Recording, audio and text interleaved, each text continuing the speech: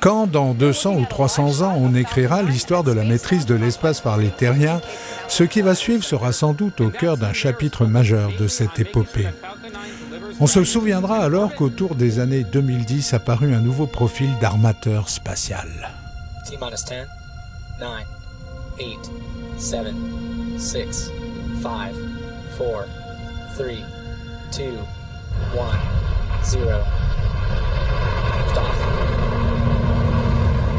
De même que vers le XVe siècle, les grandes explorations avaient été commanditées par les rois et les princes, les débuts de l'ère spatiale au milieu du XXe siècle furent payés par les nations et leurs contribuables. La cosmonautique soviétique, la NASA, l'Agence spatiale européenne, Arianespace, furent les premiers acteurs de ces premiers envols loin de la planète natale et ces entités émanaient du domaine public. Mais dans les années 2010 apparurent des fusées frappées de marques, les identifiant comme issues d'initiatives privées. Derrière ces engins, leur conception, leur construction, leur mise en œuvre, il y avait dorénavant des entreprises comme SpaceX. Et ce fut un basculement. Derrière SpaceX, il y a un homme, Elon Musk, né sud-africain en 1971, émigré au Canada puis aux États-Unis. Physicien, ingénieur, surdoué du logiciel, avec $20 000 prêtés par son père, il intègre en 1999 une aventure nommée PayPal. Et 3 ans plus tard, PayPal est vendu pour $1,5 milliard de dollars. Musk devient riche et il a alors 3 obsessions. The areas where I was quite sure would be positive were sustainable energy, internet, and making life multiplanetary. And then there were Musk veut d'abord une Terre plus propre et il rêve en particulier de voitures totalement électriques. En 2003, avec 4 associés, il crée Tesla Motors, une start-up californienne qui se donne comme slogan « Pas de compromis ». Tesla s'impose vite comme le constructeur le plus high-tech au monde, passe par des hauts et des bas, mais emploie aujourd'hui 13 000 salariés qui construisent des autos comme d'autres font des fusées. Et la Tesla Model 3, un an avant sa mise en production, est déjà réservée par 375 000 clients. Les Tesla sont futuristes, indécemment branchés et techniquement très au-delà des habitudes automobiles des terriens. Elles ont même un système de pilotage automatique et pour ceux qui les conduisent, elles font l'effet d'une plongée dans le futur. Mais Musk veut aussi que l'humanité devienne multiplanétaire. Pour ça, il faut aller dans l'espace et pour ça, il faut plus que des voitures, il faut des outils. En 2002, quelques semaines après avoir vendu PayPal, il fonde à Los Angeles SpaceX pour construire des fusées et des vaisseaux spatiaux. Alors certains le prennent pour un fou mégalomane. Mais moins de 15 ans plus tard, SpaceX est devenu le concurrent de Boeing ou d'Arianespace. Un des principaux talents de Musk est de savoir s'entourer. Pour ça, il fonctionne au feeling, il rencontre des personnalités exceptionnelles et lorsqu'il en croise une, il l'embauche aussi sec. Dès 2002, il nomme à la présidence de SpaceX Gwynne Shotwell, brillantissime ingénieur en systèmes spatiaux. La même année, il rencontre Tom Mueller, ingénieur de moteurs fusées qui s'ennuie chez le géant TRW et qui construit un petit moteur fusée dans son garage. Mueller est aujourd'hui le big boss de la propulsion chez SpaceX et l'un des concepteurs de fusées les plus respectés au monde. Son œuvre actuelle se nomme Merlin, une famille de moteurs simples, mais qui aujourd'hui sont les moteurs fusées offrant le meilleur rapport poids-poussée dans leur technologie. En assemblant des barillet de moteurs fusées, Mueller et les équipes de SpaceX ont donc imaginé, développé et construit une famille de fusées simples et peu coûteuses sous l'œil critique d'Elon Musk qui les a baptisées Falcon, en hommage au Millennium Falcon d'Han Solo dans Star Wars. La fusée Falcon 9 est la pierre angulaire des lanceurs de SpaceX. 70 mètres de haut sur le pas de tir, presque 540 tonnes au décollage, elle peut lancer plus de 13 tonnes en orbite basse et un peu moins de 5 tonnes en orbite géosynchrone, ce qui la met à environ 70% des performances d'une Ariane 5. Mais Musk veut que le coût de l'accès à l'espace soit considérablement diminué et il pense que pour ça, les fusées doivent être réutilisables. Donc les Falcon 9 doivent, pour leur premier étage, le composant le plus cher, pouvoir revenir sur Terre et s'y poser en douceur. Après combustion, le premier étage est orienté moteur vers l'avant, 3 des 9 moteurs sont rallumés et freinent considérablement l'étage presque vide de carburant et le cylindre redescend vers la Terre. Guidé par son système de navigation basé sur le GPS, l'étage revient sur une trajectoire verticale jusqu'au site d'atterrissage, sustenté par un seul de ses moteurs. Pour valider ce concept qu'Hergé avait utilisé pour la fusée lunaire de Tintin, les équipes de SpaceX ont d'abord employé une petite fusée, équipée d'un seul moteur Merlin dont la tuyère était montée sur cardan, afin de pouvoir orienter la poussée et ainsi guider la trajectoire. Ils ont appelé ça la sauterelle ou grasshopper.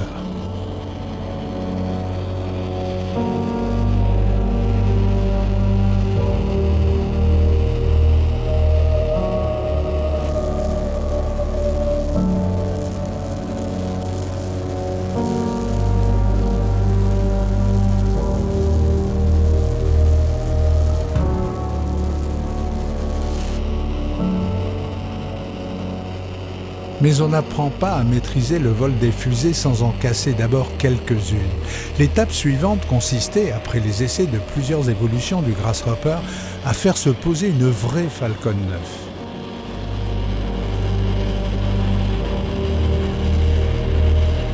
Pour la recevoir, on avait imaginé une barge positionnée en plein océan, mesurant 90 mètres par 50, à peu près un terrain de foot, et qui devait servir de plateforme d'atterrissage lors du second essai.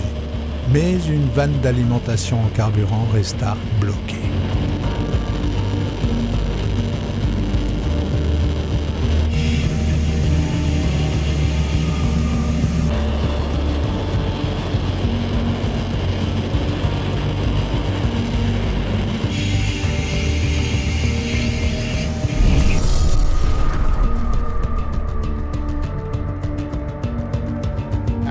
SpaceX connut d'autres problèmes et le développement de la famille Falcon s'inscrivit dans le schéma classique des tirs de fusée. La mission de juin 2015 ne dura que 2 minutes 19 secondes avant qu'un réservoir d'oxygène liquide n'explose.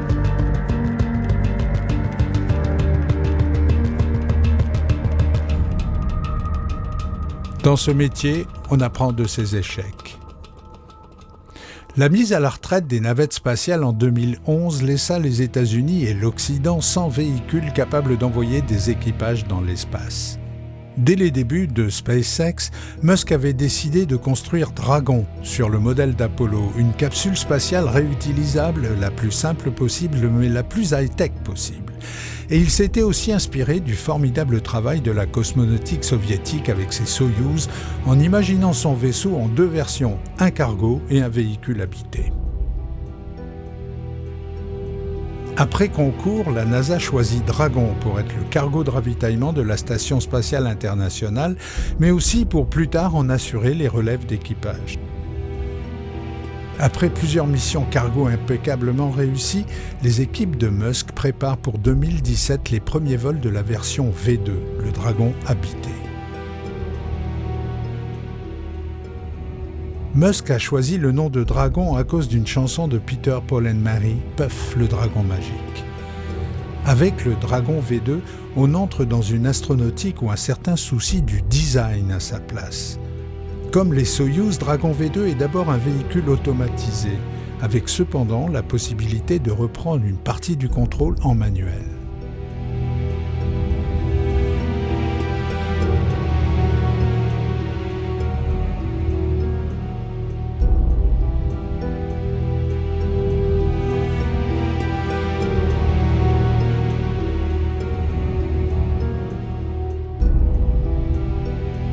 Mais contrairement au Soyouz, Dragon V2 est un habitacle vaste et dépouillé, équipé de 7 sièges moulés et même recouvert d'Alcantara. Et dans sa communication, SpaceX garantit que voler là-dedans ne sera pas plus inconfortable que pratiquer certains manèges des parcs d'attractions. Bon, on va les croire.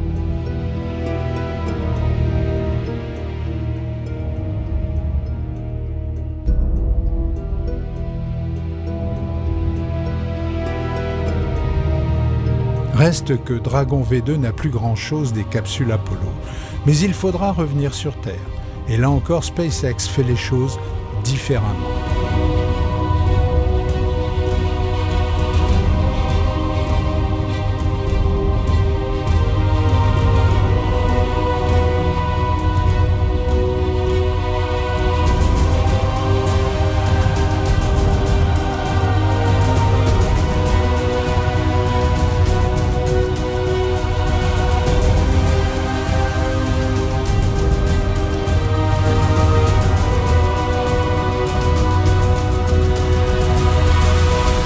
Après une rentrée dans l'atmosphère forcément dictée par les lois de la physique, 4 blocs moteurs latéraux hypergoliques développés par SpaceX et baptisés Super Draco s'allument et freinent la descente. Le vaisseau posé sur la quadruple poussée peut venir se poser en douceur au point choisi. Et bien entendu, il y a quand même des parachutes de secours. Ces moteurs de sustentation seront aussi, lors du lancement, le système de sauvetage. Si la fusée explose sur le pas de tir, la capsule et son équipage seront éjectés comme démontré dans l'essai qui va suivre. 5, 4, 3, 2, 1, launch.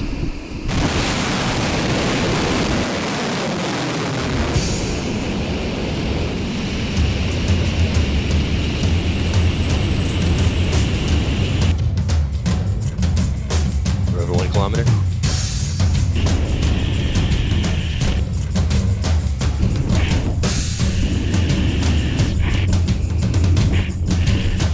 Sequencing domains. Passing through 600 meters.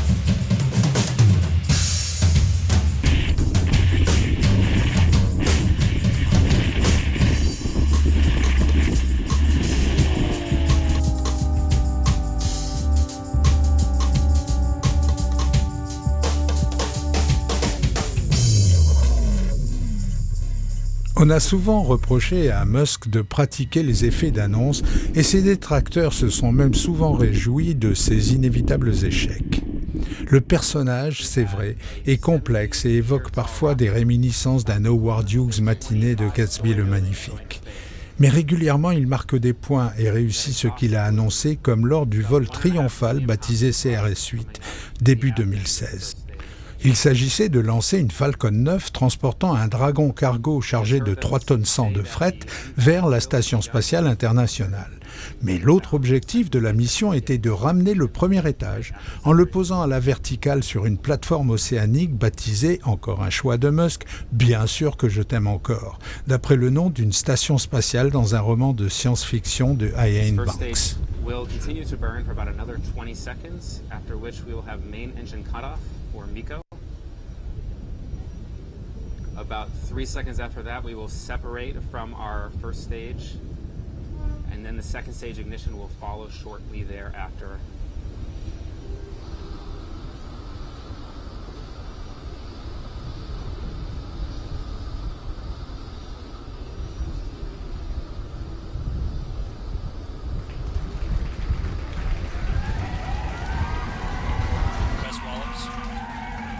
Chez SpaceX, à chaque lancement, le personnel et les amis de la maison sont invités sans formalisme particulier et il y a foule derrière les baies vitrées de la salle de contrôle spartiate mais saturée d'écrans et d'ordinateurs.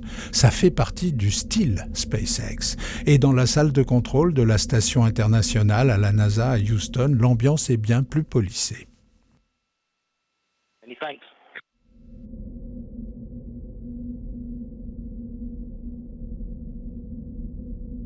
Ce jour-là, ce fut un vrai moment de délire en Californie lorsque le premier étage fit ce que jamais une fusée n'avait fait à l'issue d'un vol par ailleurs normal.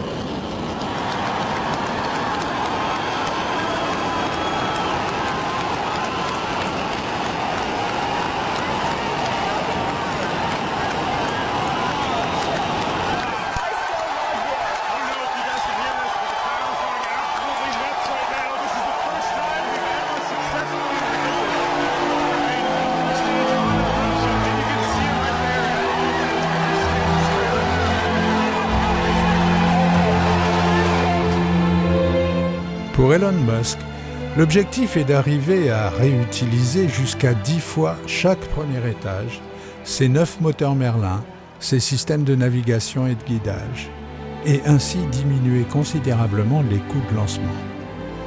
A-t-il raison ? Certains pensent que non, d'autres pensent que oui.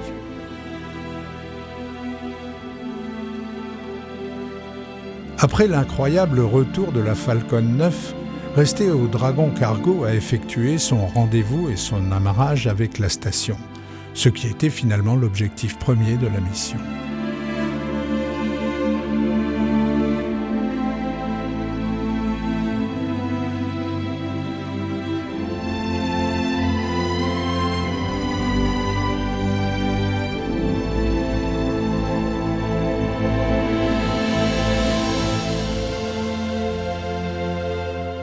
Là encore, M. Musk et ses équipes démontrèrent que malgré les jeans et les t-shirts et le côté rock'n'roll du style SpaceX, le travail était fait, et bien fait.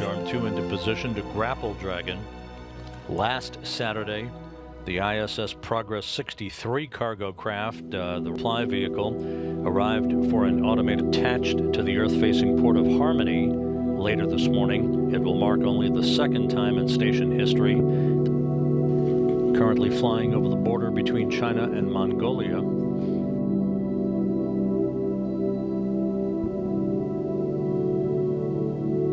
Once Dragon is attached to the Earth-facing port of Harmony, later this morning, it will mark only the second time in station history that 6 vehicles will be at the station. À l'aide du bras manipulateur, l'équipage de la Station spatiale internationale réceptionna le Dragon et se prépara à ouvrir les écoutilles et à manutentionner les 3100 kilos de fret amenés jusqu'à eux. Dragon cargo craft launched on Friday afternoon from the Cape Canaveral Air Force Station in Florida, deployed its solar arrays, and began the trek. We concur. Good idea.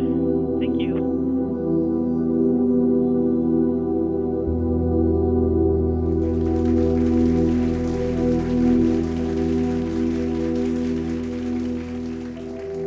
Elon Musk n'a pas fini de faire avancer ses aventures. La nouvelle Tesla se vend avant même d'être construite. Il veut inventer un système de transport terrestre reliant en souterrain Los Angeles à San Francisco à 1000 km/h. Il a mis en place SolarCity, la deuxième plus importante société américaine de production d'énergie solaire. Il lance OpenAI, une entreprise de recherche sur l'intelligence artificielle, dont les brevets seront gratuits et ouverts à tous. Et bientôt, il annoncera comment il espère aller sur Mars avant 2030. Mais d'abord, Musk et SpaceX vont lancer en 2017 la fusée la plus puissante du monde actuel, la Falcon Heavy.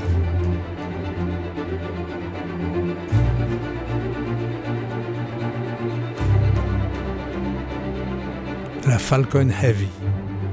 3 premiers étages de Falcon 9 boulonnés côte à côte, 27 moteurs Merlin au total et une capacité de plus de 50 tonnes en orbite basse.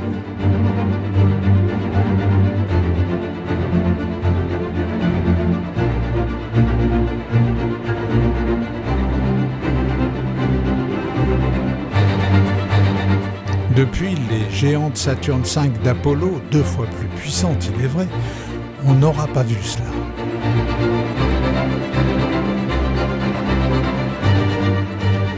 Mais au-delà de Falcon Heavy, Tom Muller et ses équipes travaillent en Californie sur une future Falcon X, un monstre destiné par exemple au vol vers Mars, propulsé par d'énormes moteurs complètement nouveaux, brûlant un mélange de méthane et d'oxygène.